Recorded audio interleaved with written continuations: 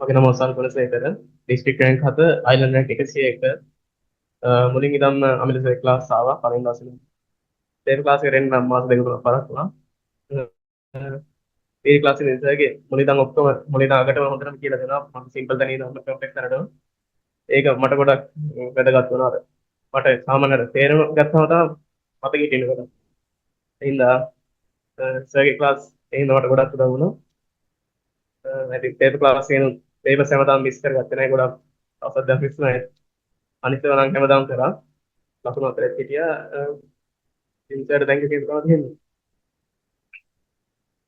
Short and sweet කතාවක් තිබ්බා. හරි හොඳයි. මේ මොකද්ද ඊළඟට මෙයා ගැන කියන්න ඕනේ.